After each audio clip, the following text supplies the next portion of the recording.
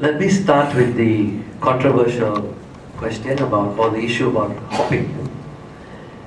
I'm not going to take the same view as with respect with Datuk Aziz took, and let me explain why. And I think you need to frame the issue very clearly to get the correct answer.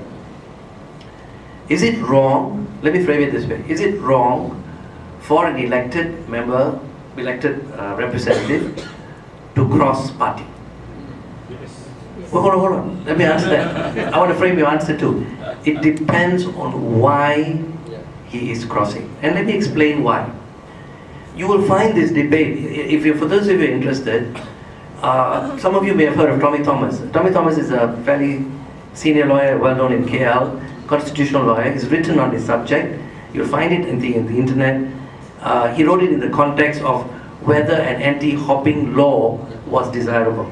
And he argued, and I agree with those arguments, that he said it was not. And he put it this way. In fact, the only one country in this world which ever tried experimenting with an anti-hopping law was India, and that law has in fact fallen into disuse. No functioning, mature democracy in the world has a law that prevents hopping. So that must say something. So emotive arguments about immoral and so on also must be thought through carefully and must be articulated to meet the particular situation. So I go back to the basic question. When is it wrong for an elected representative to cross? It will be wrong if he does it for money. That's a bribe, that's corruption, that's a crime, that should be punished as such. It is wrong if he is subjected to duress and made to cross. For example, I tell you, if you don't cross, I'm going to frame a charge against you and put you in a court and send you to jail. And because of that, you cross. In that episode, someone has committed a crime. The person who is threatening that elected representative has committed a crime. And that's the reason why it is wrong. Now let me give you another example where it is different. And this is one example which is related in the article written by Tommy Thomas. And this is history in England.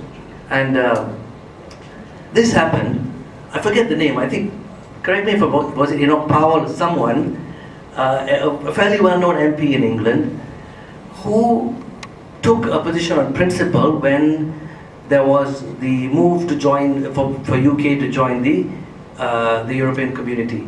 He was absolutely opposed to it, and when his party took the position that they were going to join, he resigned his seat. I'm sorry, he crossed up, he resigned and he ran again on a different ticket. He moved out of the party. Now, but he publicly declared the reason why. I am now crossing because I disagree with the position. Now the difference in the UK system is that an MP who is faced with that situation, for example, I'm opposed to the ISA, but suddenly my party says we support the ISA, I will want to cross party. I will not stay with that party because it has changed position on a fundamental issue. In UK, what you can do is you can resign the seat, you can force a by-election, you can run again and say, and the voters will re-elect you. And in that particular situation, this MP was re-elected. He went to the voters and said, I am resigning on principle on this issue. They re-elected him back to the seat because they agreed with his reason to leave the party, to cross. They agreed. Now, in this country, an MP does not have that option because it is prohibited under the constitution. And this is a Barisan national creation, nothing natural about it. Most countries allow it.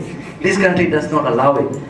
In our federal constitution, I forget the article 46 or 48, says that if you resign, you are barred for 5 years. You cannot run. So you cannot run on a question, you cannot resign on a question of principle and force the by-election, which an elected MP can do in other countries.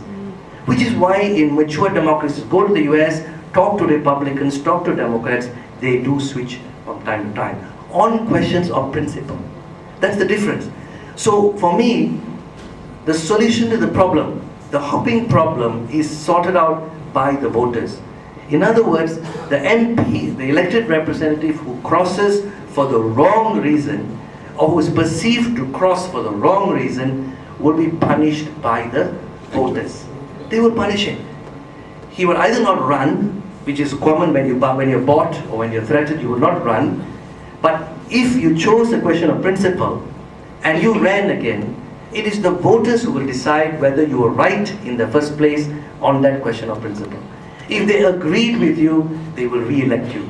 If they don't agree with you, they will not re-elect you. So this is what Tommy Thomas argued. He said the ultimate judge of this should be back to the voters. It should not be regulated by law or anything. And there's no question of immorality about it, unless, of course, it is obvious that you were bought. That is different. That is immoral. That is a crime. I'm going to give you another example. I'll come closer to home. Let's take Sabah. Let's say if tomorrow. Now, look, this is our Pakatan document. It makes some very clear commitments about Sabah and Sarawak. It talks about making a fairer, more just federal-state relationship. Tomorrow, 10 MPs of Sabah MPs say, they have looked at this and they say it is time for them. They want to bring this to, they say this is what we should bring to the people of Sabah. And we are going to do it now. And now, because of Pakatan's commitment to this, written in black and white, we are joining Pakatan. Because this commitment is to the benefit of the people of Sabah.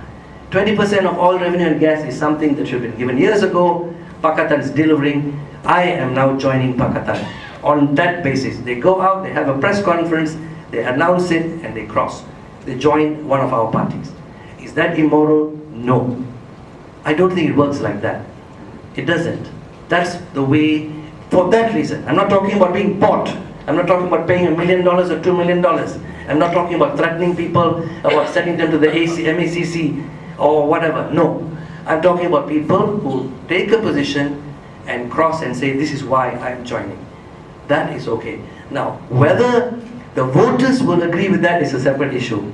That will be decided at the next state election. If they run again in those constituencies, the voters will decide whether they agree with that cross or not. And they are the ultimate deciders. So I think that's how really one should approach this question of crossing over. It's not as simple as saying it is wrong. The 3 Kathaks in Perak, wrong. I totally agree. They were bought, they were threatened.